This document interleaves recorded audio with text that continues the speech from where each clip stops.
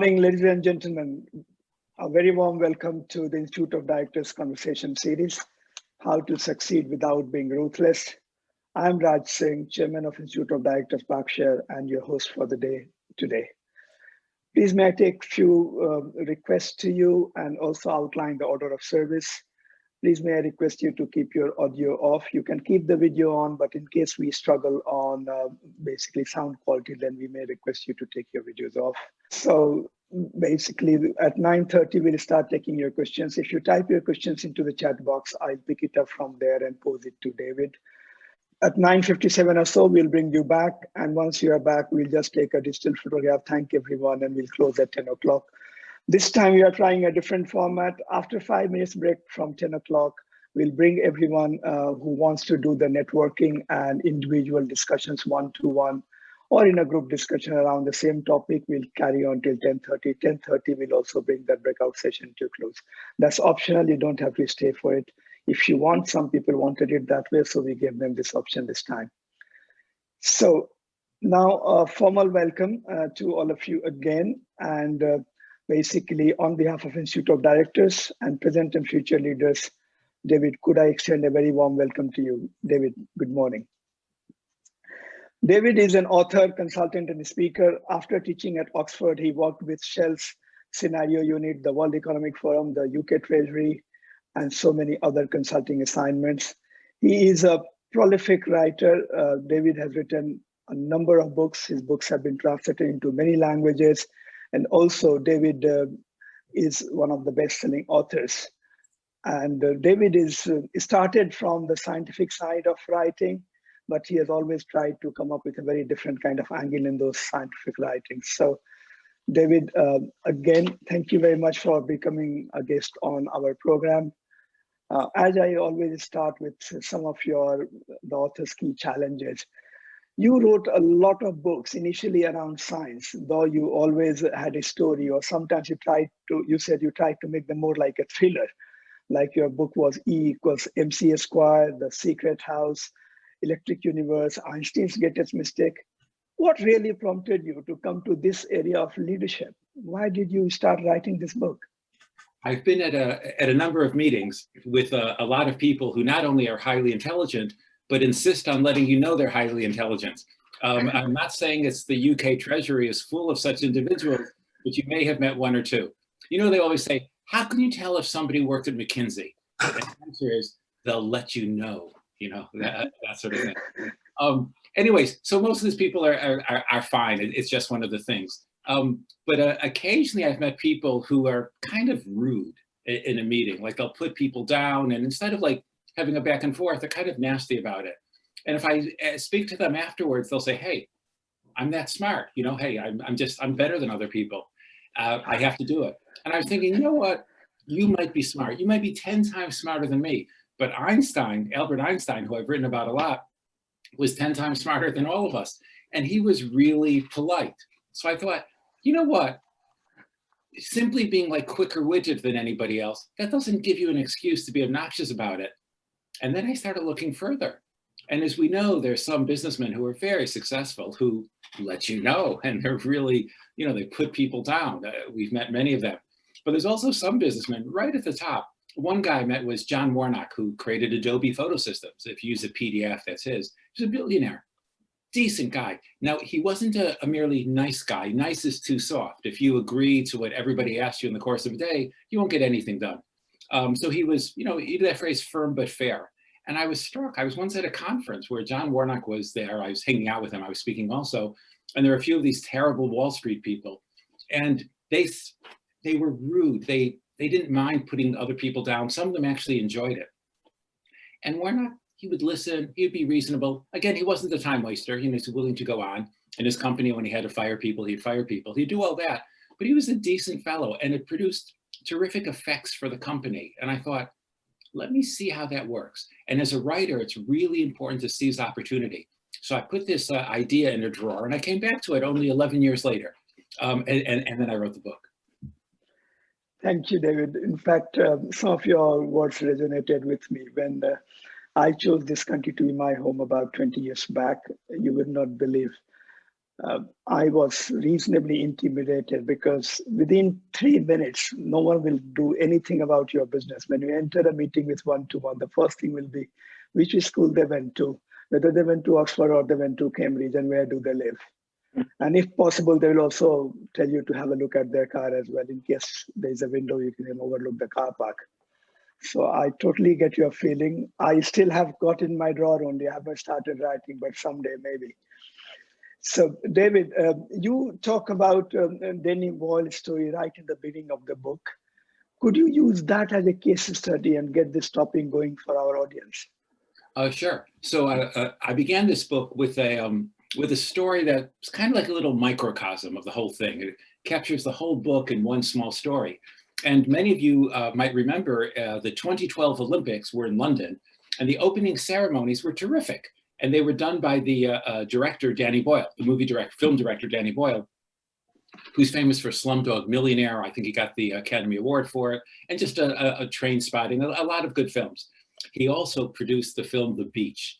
And as Danny Boyle once said, even my friends sometimes come up to me and tap me on the shoulder and say, Danny, it really wasn't that bad a film.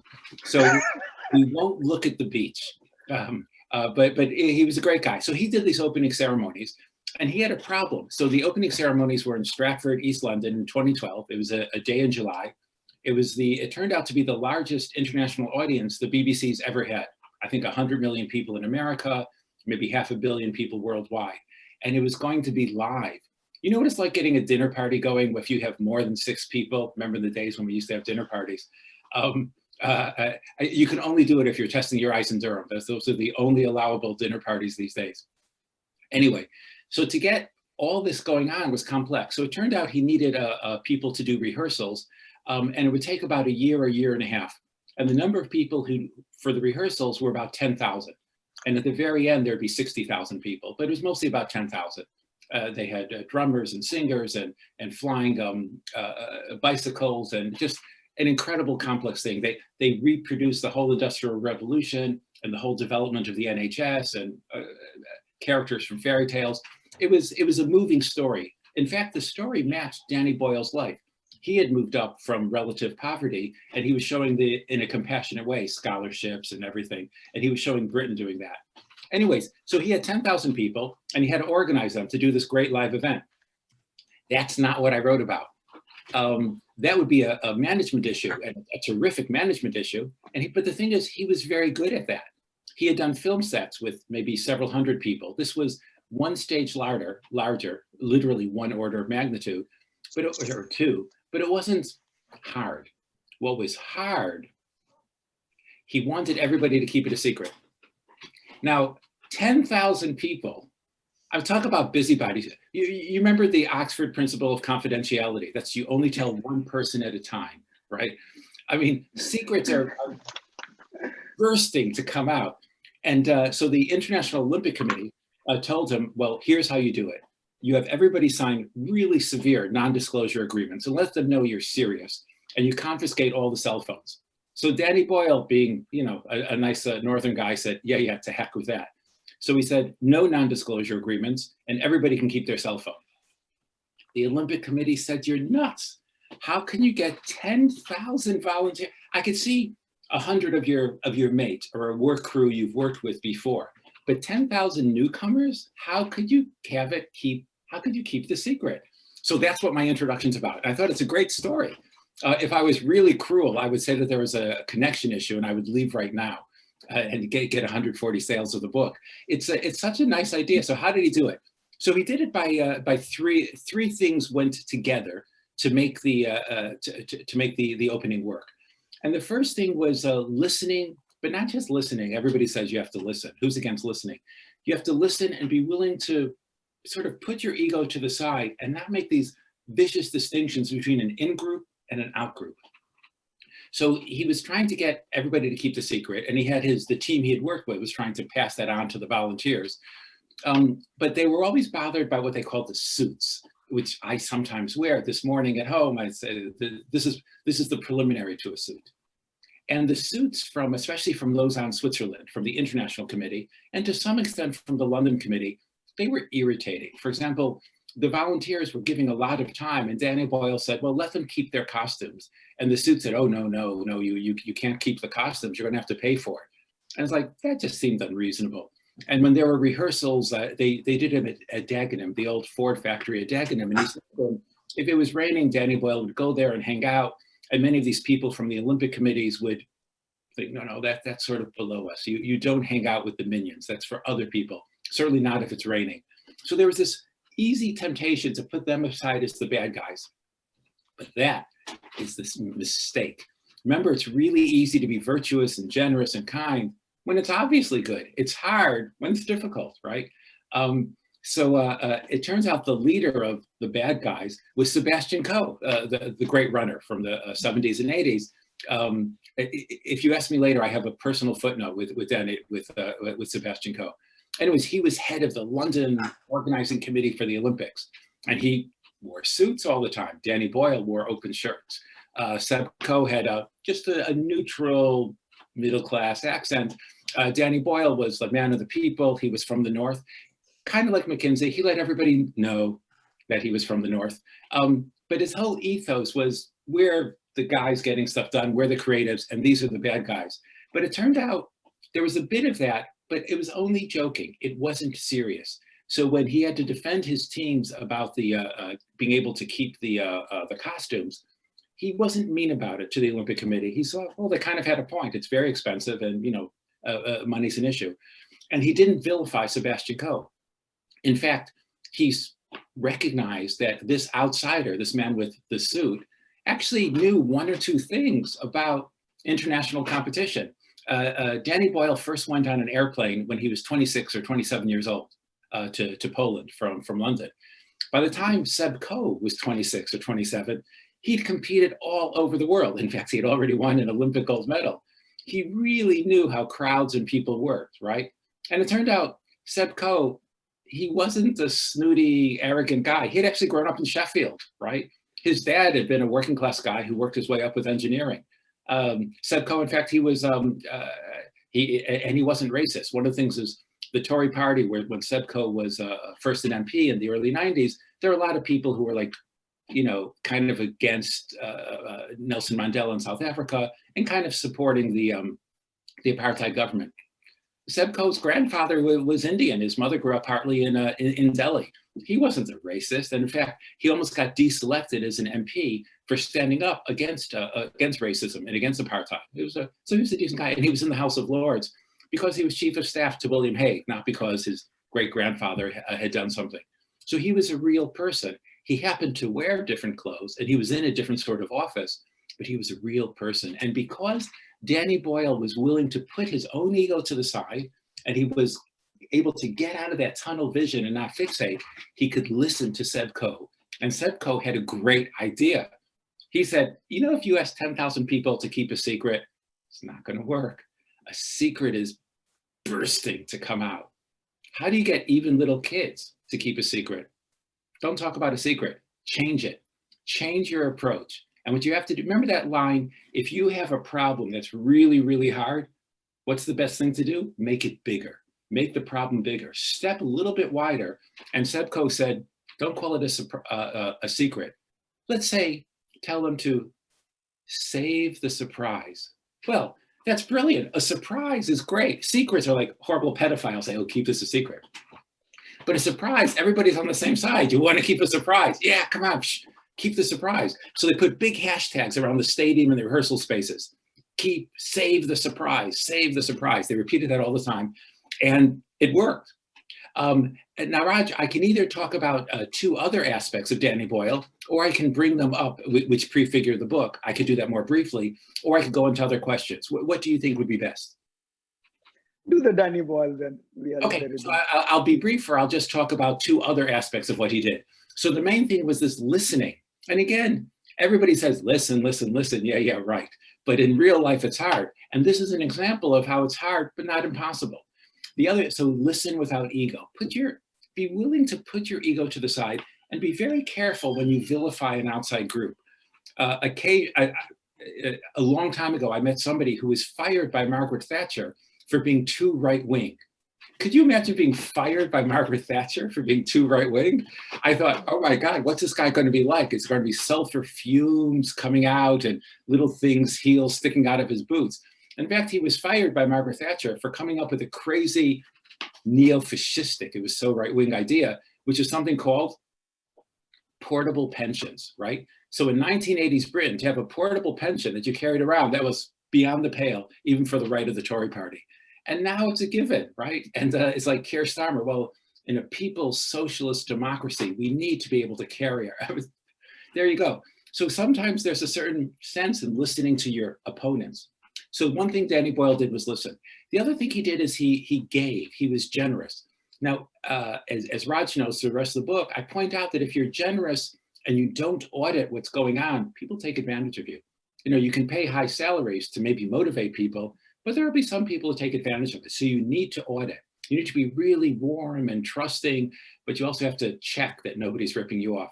So Danny Boyle, but the advantage of giving, so Danny Boyle, he gave trust to his volunteers. He said, I'm not going to have everybody march around not knowing what's going on. Then you get, they're like automatons, sort of like the 28 Beijing Olympics. It was a George Orwell. It was perfectly synchronized, but very, very cold. He said, I want it to be British. I want people to kind of hang out. So I'm going to tell everybody exactly where the whole thing goes. So if you leak, you won't just leak your own bit of information, you can leak the entire thing. Well, that's an incredible gift of trust. And he said, and I'm really going to accept your idea. So the result is, if you're nasty to people, you know what you get back? You get resentment, right? But if you're generous, what you get back is gratitude. And gratitude is a terrific thing. So his volunteers came up with a huge number of ideas. You can look online to refresh your memory, or you might remember the actual opening in 2012. It was great and ebullient, and there were all sorts of ingenious things going on. Many of those came from the volunteers. So he gave and he let other people give. So that's the second principle, give in a way that lets other people give. But when you give that way, you have to audit. You need street smarts.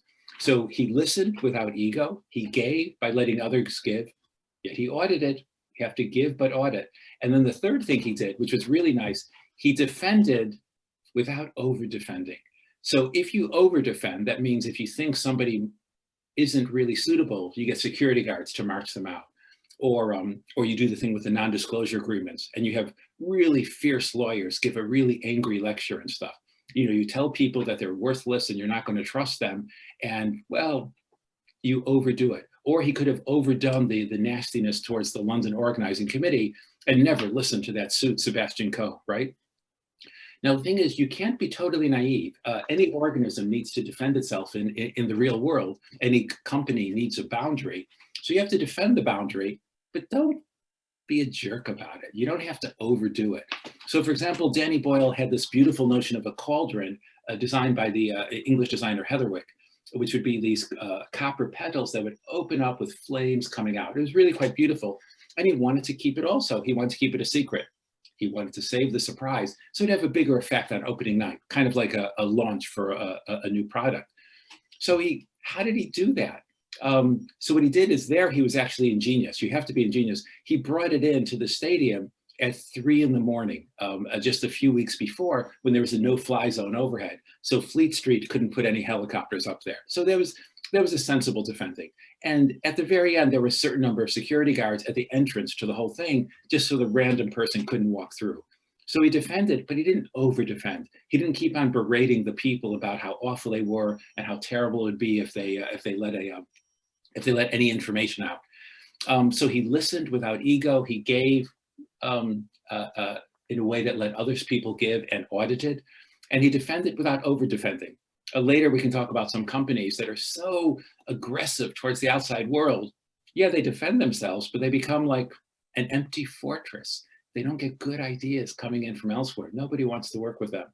But Danny Boyle did all these things, listening, giving, defending, all in the right way and with street smarts. You can't carry around a proud Northern accent without being proud of having some street smarts. And it worked. On the opening night, as many of you remember, the Queen of England jumped from a helicopter at several thousand feet. Maybe it was a stuntman who looked like the Queen of England. I'm not sure.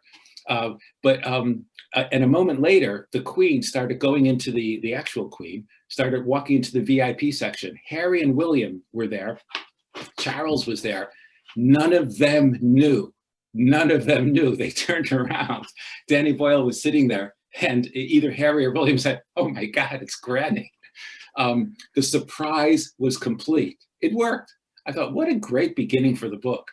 I just yesterday sent off so the book came out in Britain in November, did really well, reviews in The Economist and Sunday Times, blah, blah, blah. And it's going to be published later this year in the US. And the US said, "David, we love the book. This is a really good book. But could you lose the introduction about Danny Boyle? Americans might not get it." So I had to come up with a solution to that problem, which I'll tell you about later. Thank you, David. Nowadays we are seeing a number of global technology companies being headed by relatively nice guys. My ex-CEO, Vineet Nair, would say that now nice guys are finding their feet in the boardroom. So look at Satya Nadella, look at Sundar Pichai, look at Arvind Krishna. All these guys were coders, techies, programmers, and now they have taken the top seat. So my feeling is that, do you think that this kind of leadership style is now getting recognized only in the tech sector, or do you think this will become a pervasive phenomena? And also, while answering that, could you give us another nice of your stories, which is Satya Nadella versus Steve Ballmer? I know you've got some very strong feelings about Steve Ballmer, so let them be out. Okay, yeah, so the question is this a trend? Is there a trend maybe for what you might call rational or scientific or technocratic people to rise up, maybe from chief technology officer or whatever, and run a company in that direction? It might be, but we have to be careful. Some people, you can run a company really decently, you can run a company in a very logical, sensible manner. It can still be a terrible company, right? And also sometimes people who seem well-trained and rational, they can have a nasty side. Or there are people who might smile and be really bro and California surfing, who can be a little bit manipulative. I did a lot of research for this book. I hung out with military units and big banks and law firms and surgery groups and stuff. And it turned out to have somebody that you respect and are willing to follow, you don't have to love them. You don't even have to like them. But if you respect them and they're fair, you'll do almost anything for them. And we often like somebody like that more than the person who seems to be, super charming. Anyways, so let me go into the Steve Ballmer story, the Microsoft story. As many of you know, Microsoft is doing really well. 15 years ago or 10 years ago, it was one of the legacy tech firms. It was kind of like IBM or Cisco. It's not bad. It's growing a little bit. But it wasn't hot.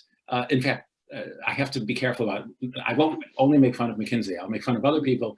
Literally, some of my best friends work or have worked at McKinsey. And 11 years ago, there was one big deal with a startup was turned down. McKinsey recommended they didn't do a certain thing because they were going to be working with Microsoft. And Microsoft was history and not going anywhere. In the year 2000, approximately, that's when Bill Gates left Microsoft and Steve Ballmer, who had been his number two, took over.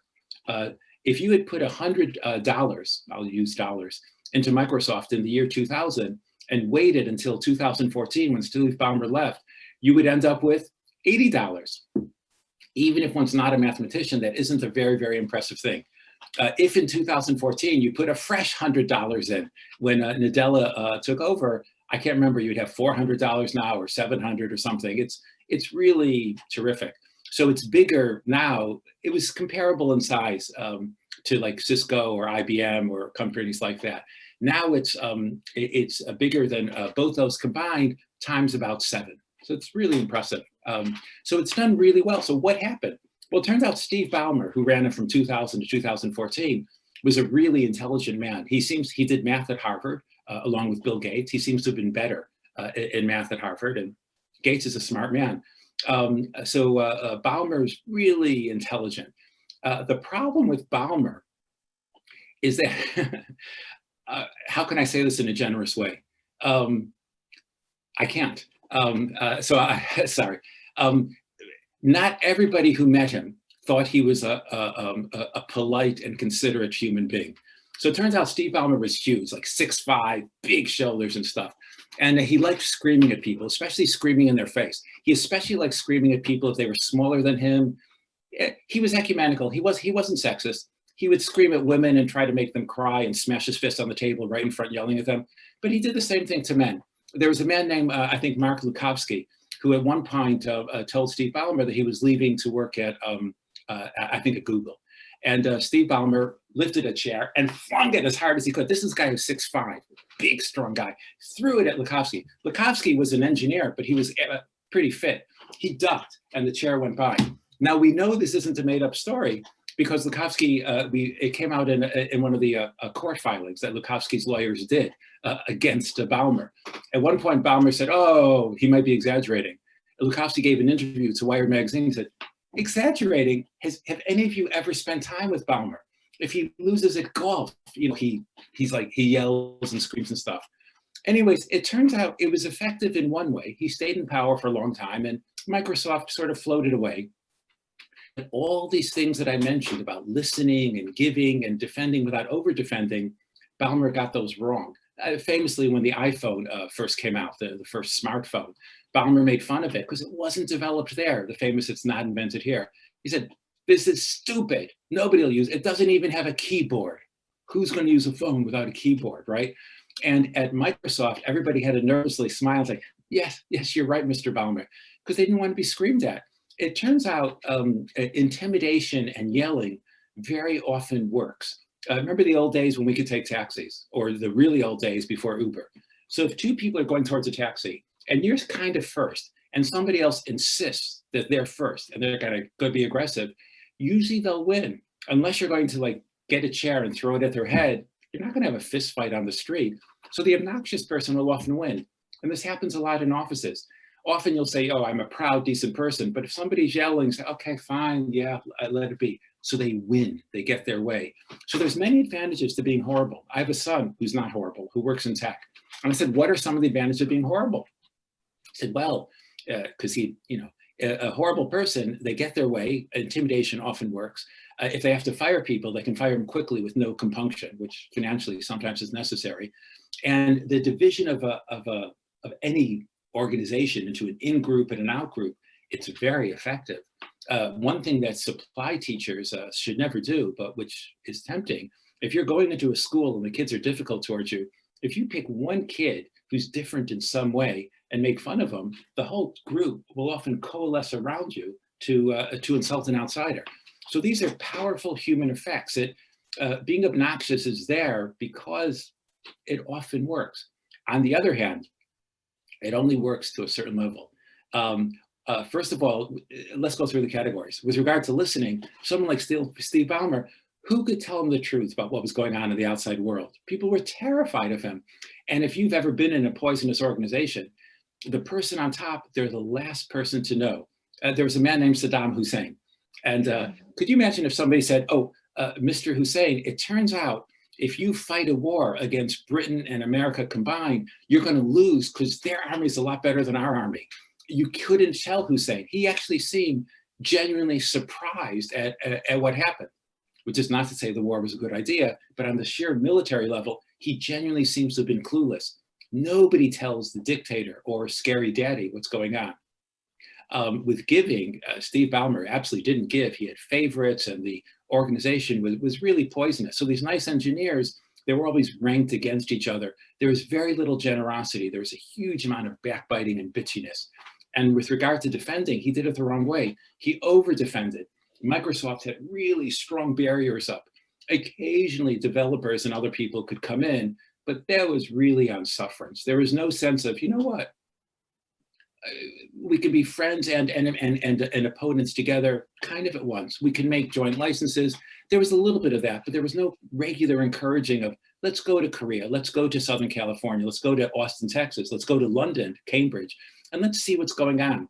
Very little of that. Anyways, Nadella came in 2014. Oh, by the way, I'm fairly good with words, but there's one word I don't know. In the question later, see if any of you could help me. When Ballmer left in 2014, the share price went up 7% that day. A Forbes magazine it makes like the Wall Street Journal look like the Guardian, right? So it's a very conservative magazine. They called Ballmer the worst CEO of any public company in America. So when he left, the share price went up terrifically. It's like leaving a party and hearing everybody laugh. Oh my God, that jerk Bodanis, he's finally gone. Everybody loved his leaving. But because he had a real lot of shares, his net worth went up something like $500 million or $1 billion. So what's the word for that? You find out everybody hates you, and because of that, you get a real lot richer. I don't know if there's a word in the English language. It's a curious effect. Thank you, David. I will have to move to now the audience questions, but just to let you know, I still take a black cab from the taxi stand in Paddington, but I'll next time think about you. I really seriously think about you. So I've got first question coming from Stuart Rose. Stuart's question is, what has the pandemic and global adversity done for the coolness of corporate or leadership kindness? So could you say that again? What has the pandemic and global adversity done for the coolness of corporate stroke leadership kindness? You know that famous phrase that money doesn't make somebody better or worse, money reveals what they're like. A terrible person becomes more terrible, a decent person becomes more decent, right? It's like that, money, power, things like that. The pandemic is, I think, it's magnifying traits that are there. So there's some CEOs who are saying, this is great. We're actually seeing the world is interconnected. Britain, for example, could do a perfect response with vaccines and stuff. And if there's people with viruses elsewhere in the world, unless you make a total moat around Britain, we're connected. It's the beautiful line, no man is an island. You know, it's from the Bible and all religions and stuff.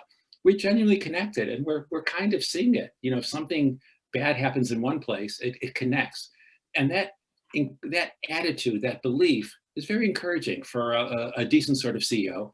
And as we see, there's been a great movement in investors, BlackRock, et cetera, to put their money where their mouth is. And it isn't nowadays that you have to be unbelievably virtuous to do ethically good things, both in governance and sustainability. But there's often, better cost of capital. Of course, you recruit enthusiastic people. It's good for creativity. It's good for buy-in. It's good for gratitude. So there's many advantages to that. So to some extent, that's happening. But we have to watch out for wishful thinking. We live in the real world, and there's always opportunities for cheats and also resentment and stuff. So in the pandemic, some people are suffering. Many people are. And they're easily led towards anger. We see that politically in several countries. This notion of resentment. Resentment is a really powerful feeling. I'm an expert at resentment and also passive aggressive. They used to say, somebody said that if there was an Olympics for martyrdom, her grandmother would have lost on purpose, right? I could be that grandmother. I'm really good at passive aggressive and martyrdom. But the problem with resentment, it doesn't get you anywhere. It's satisfying. It makes you noble and good, but doesn't get you anywhere. But unfortunately, political leaders can play that up. Some businesses can play that up a little bit and use that to justify manipulative actions. And also, until the playing field has formalized the advantages of ethical behavior, this is what Ronald Cohen is working on so much. Until that's formalized, there's always a spot for doing unpleasant things, for saying, you know what, I can have this crummy, this low-paid people in my supply chain. We can sort of get away with it. Or, the slightly tyrannical attitude at work. Okay, I'm not going to pinch a junior on the bottom, but I can still have favorites and this and that. And we don't have we haven't entered a new Jerusalem instantly. In fact, the next book I'm writing, based on an FT piece, is about resets. Almost always people say, let's reset. And they have the fantasy that everybody's going to let them reset and it'll be perfect. It's like, yeah, right. On January 1st, I'm going to start doing my press ups and eat better. Maybe. And sometimes that happens. So in the book, the next one, I look at the very few times when a reset has worked, like Britain with the creating the NHS, but almost always, sadly, resets fail. And the reason they fail, that's what's relevant here, is because the external circumstances haven't changed.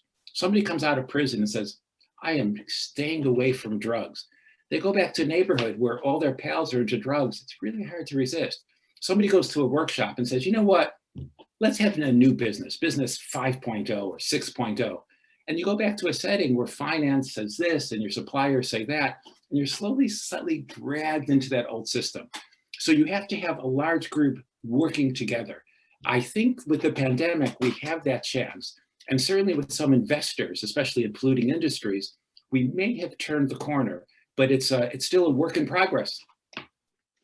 Thank you, David. Next question is from Frank. The question is, can we agree strong leadership does not necessarily mean negative? Oh, sure. Yeah, you can be very, very firm. One of the guys I interviewed was a certain person in British Special Forces. And he was just a really pleasant guy, good chess player also, a lot better than me. I said, but you're really pleasant. He said, yeah. What am I going to do? Yell and scream? Suppose you're on a mission and it's really, really, really important to not be found by the enemy army because, I don't know, they would cut your body into little bits slowly with a video camera going. So you don't want to be found. So he said, here's a great way to find the best way in. If you and your team of 5 other people are there, why don't you yell at them and tell them to do exactly what you've decided without listening to their views? And then he said, well, maybe that isn't the best way forward. And I thought, oh, he's right. So even in a place like this, there's a sort of cooperative thing. Once you make a decision, you have to follow up with it. The same thing with you follow me and do that. There's a certain number of tasks which are repetitive and automatic where leading by a fear can work. But it's not going to work for creative teams or if you want people to be ingenious. So even in really tough settings, sometimes the really horrible approach doesn't work. Now, there are different styles. One of the stories I talk about in the book is the Empire State Building that was built from zero to completion in about 11 months. I've had extensions on my deck that are incomplete in 11 months. So in a case like that, the guy who ran it, he wasn't charming, he wasn't easygoing, he was kind of depressive. And this was, by the way, this was all built at the beginning of the Depression of the 1930s without computers or computer system design. And he wasn't friendly, he wasn't like Danny Boyle would hang around and an enthusiastic guy, but he was dead fair. He doubled the salaries for everybody. He said, I'm going to double your salaries. I don't trust any of you, so we're going to have lots of auditors climbing over the building.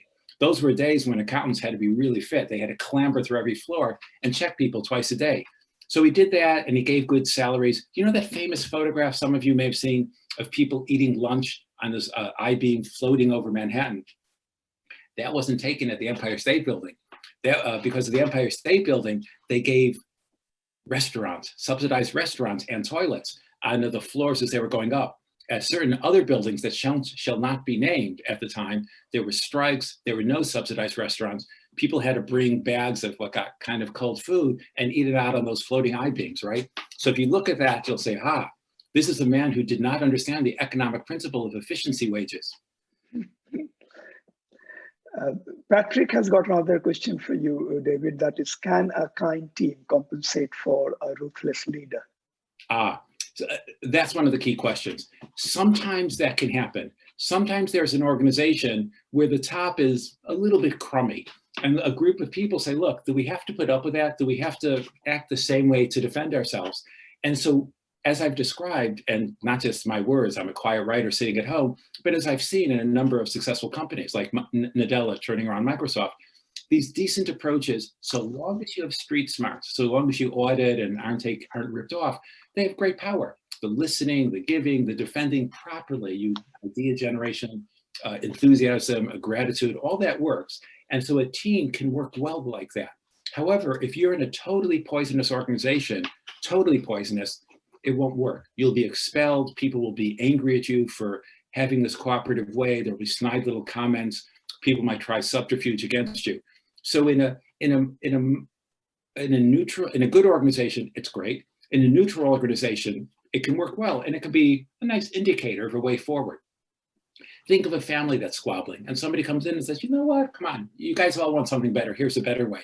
And people will see it. There's the BBC under Danny Cohn worked a lot better than under certain other individuals, because he showed, you know what, guys, we can work hard on these really large shoots and create a program, but we could do it in a decent way. So that can work. In a moderately bad organization, it can also work. So occasionally, either the boss is pushed aside or this one division is really quite effective. You know, there's certain small divisions that are doing really well. And people say, well, what's the magic? I say, well, you know, we're not softies, but we're in a hard, quick changing industry. The old way of dealing with staff is not working. And look at our financial returns, it's working well. So that's the case. However, there's some deeply poisonous organizations where it won't work. And the best thing you can do there is leave. Poverty is often cured not by transforming the organization where the poverty is, but by emigration. Sad but true. Andy has got another question. What's your view on woke, David, and how it plays into this? I must say, I don't get this question, but if you don't get it either, I'll ask Andy to clarify. What was the first word? What's the view about work? What's your view on W-O-K-E, woke? Oh, woke, yes. Oh, right. Oh, so the woke movement. So there's, somebody once said they needed a one-handed lawyer. So you don't always say on the one hand, on the other hand. So that phrase about being woken up from your slumbers and stuff. Clearly it can be abused. People can go too far and say, oh, don't say this, you're offending me, you know, all that sort of stuff. It can go too far. Has anybody here seen the TV series Lupin on Netflix? Yeah. Oh. Anyways, if you do, I highly recommend it. This is relevant to the answer. It's about a gentleman thief in contemporary France, and it was written by a British guy. It's become one of the top Netflix shows in the world, even though it's in French. I think it's #1 or #2 in America. And the guy who wrote it was a British guy who used the woke movement to come up with a great idea. He said, you know what? I'm an ordinary kind of, I think he was working class background, became middle class with his labors in London. I'm an ordinary guy, and I'm not a racist jerk, but the woke movement clarified for me some things like, oh my God, if there's a janitor from West Africa, a black guy, I'm not rude to him, but he's invisible to me. I pay no attention to him. And it's like, that's maybe not nice. If there's a woman who I'm not like dating with, I won't be rude, I won't be obnoxious to her, but she might be invisible to me. I'll pay no attention and pay no attention to her feelings. Well, in this series on Netflix, Lupin, the writer worked it in. So the hero is a guy from Senegal who does his first master thief thing at the Louvre Art Museum in Paris because he's a janitor. Who looks at the janitors? You don't think, are they intelligent? If you prick their fingers, do they not bleed? Do they not have feelings? So because the writer's consciousness was genuinely raised, he made this character really well. You're fascinated by him. And later on, there's a sort of invisible woman. She's not old, she's not young, she's not pretty, she's not ugly, she's not rich, she's not poor. And but isn't she a human being with her feelings and desires and hopes? Anyways, so it all goes back to I'm Jewish, but I'm allowed to quote another nice Jewish boy in the New Testament. So this thing about, you know what, I see all these faults with you. I don't see the huge faults in myself. So when it's done right, the woke movement can be really good at saying, oh my God, what would it be like to genuinely be the other person? So that's when it's done well. When it's overdone, it's not ideal. Like many of these things, we have to pick and choose the right amount. And I've explained to my little stepson that in ethics, there's always a really easy solution. Just do what Bodanis wants. It's usually the right thing. I'm teasing about that. The other question is from Alan. Alan is asking, is the concept of a strong moral compass, and that is fundamentally in a good, effective leader? I'm sorry, could you say that again a bit more slowly? Poor connection. Is the concept of a strong moral compass, and that it is fundamental in a good, effective leader? I don't know whether it is a question or a reconfirmation, but. Oh, no, it's a great thing. So without a moral compass, you have this magnificent machine, but you don't know what direction to use it at, right? And a moral compass, if the economy is really hard, sadly, we don't have time for a moral compass. We just need a job. You have to come home and tell the family, look, I got this job, right? And without it, things aren't going well. Once you're above that absolute minimum level, a moral compass is great. It, in a utilitarian way, it motivates people. You know, young people want to work at a company that's doing something well. And also, you know what? Motivates yourself. If you really feel it's useful or significant, it really helps. It gets over that activation threshold of, you know, like a match, you know, like that you light for a candle. It has the potential on it to create fire, but it has to get a certain amount of heat before it'll cross over, and then the fire will take off. So we ourselves, you know, that technically getting out of bed is a sit-up, right? I count that in my exercise for the day. So we ourselves, we know that we need an activation to do our stuff. So getting out of bed, okay, that's sort of easy. But going the extra mile at work, or not just sort of, you know, what they talk, say in acting, phoning in your lines, but really, really wanting to go for it and stuff. You could do that if you're young and like relatively low income and really want a higher income. That can be great motivation. But as time goes on, it really helps if there's a purpose. You find, you know what, I'm actually keen on doing this. And so that's great. Now there's details about what the moral compass is. There's all sorts of technical questions. Is this right? Is that right? And we know that you can squabble about it, and sometimes there are irreconcilable differences. That's why Parliament is so important. There's some things that can't be decided logically, and you need a play of opinion. My personal footnote, giving press conferences from number 10 is not the best way to get feedback. I believe Parliament, where people can criticize you and you can criticize themselves back, has a certain tradition. And this isn't just Bodanis from Chicago. I believe Winston Churchill thought that Parliament was a good place to improve and clarify his ideas. So there's something that we need about feedback going on also. Patrick has got a question for you. Can a kind team compensate for a ruthless leader? Yeah, so that's similar to what we talked about before. If the leader isn't too bad, it can work. Okay, the other question has come from Colin. Colin is asking, how should a kind leader deal with a ruthless sector of the workforce?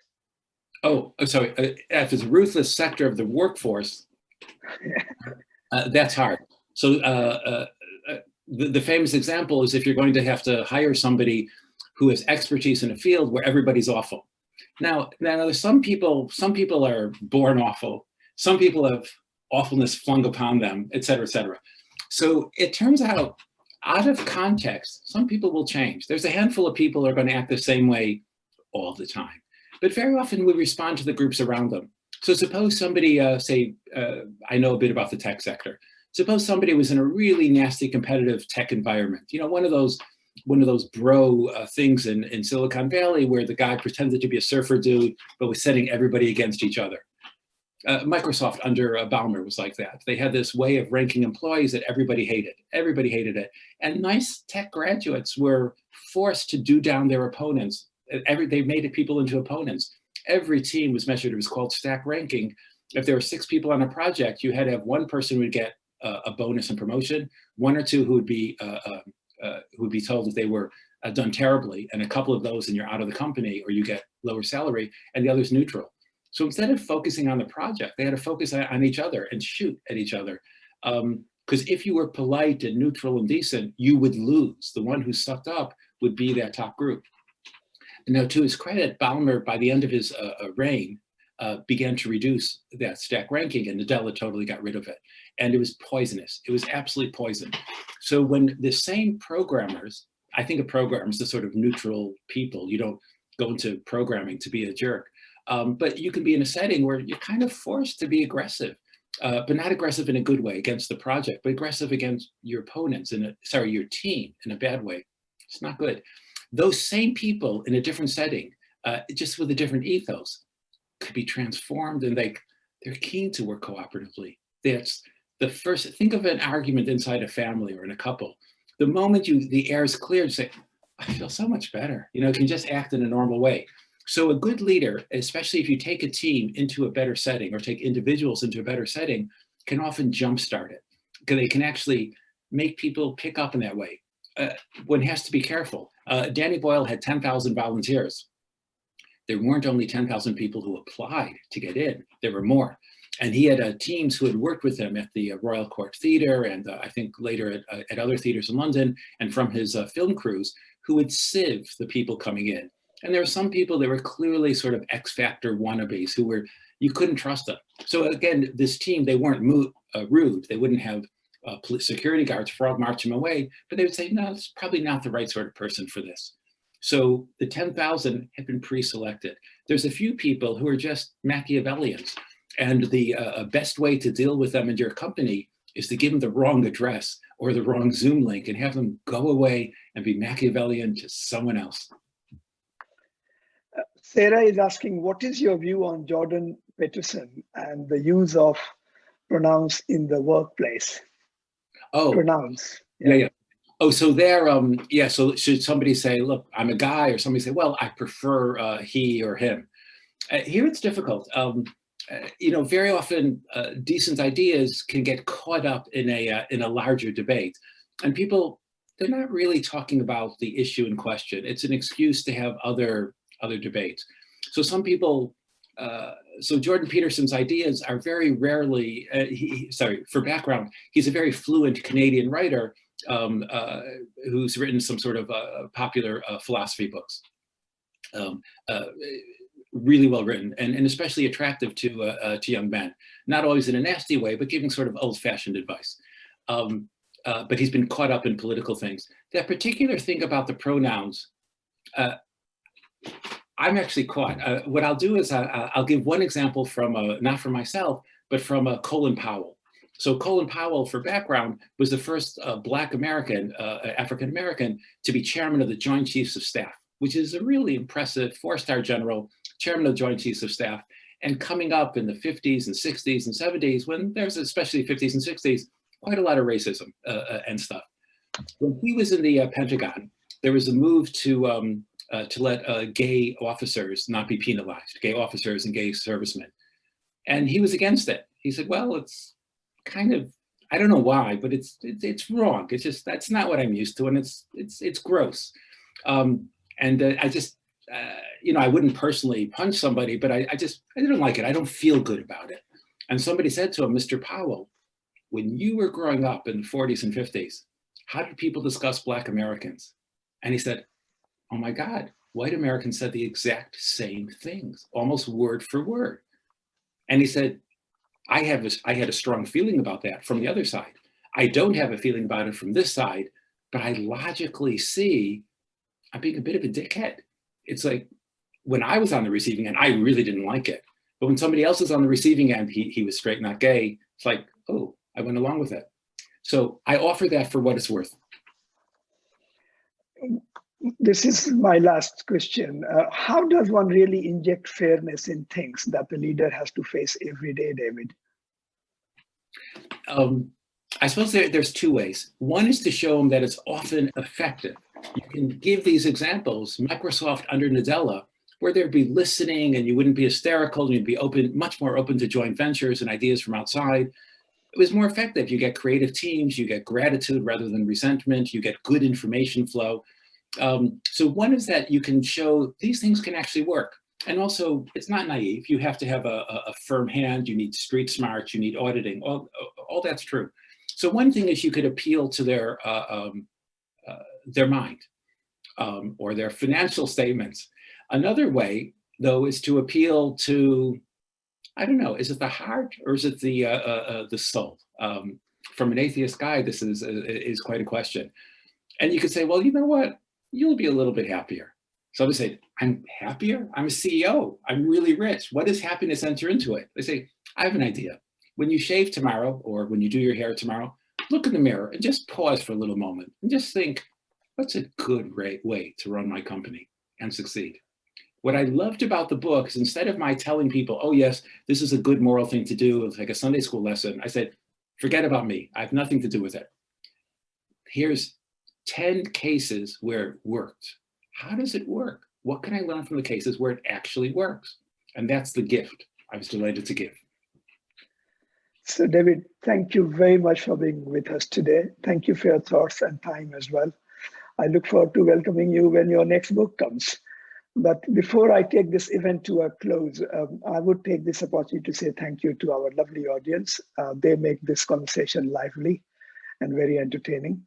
They have given their precious time as well. And also I would like to thank Ollie, Juliet, and Julie of IoD team who make all this happen. I just turn up and turn off. So just to let you know, the next conversation is in March, which is Ripple, the big effects of small behavioral changes with Jez Groom and April Vellacott. This is the first time I'll be bringing two people on this show rather than one. So watch me out to fail on that day.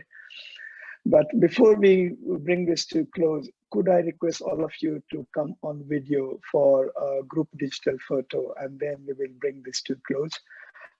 Another new thing we are trying this time, some people did want to have a networking event. So what I have requested is that after 5-minute break from 10:05 onwards, people who want to participate into networking event could continue, and then we will continue with the networking and also talk about what David has talked so far. So be with us, do come on the basically video and audio so if you want, and then we take a group photograph and bring this to close.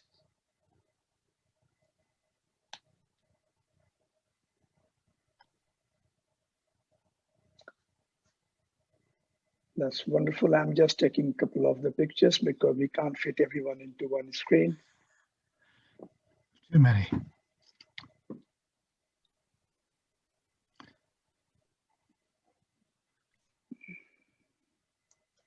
Next time I'll figure out some better way to do this.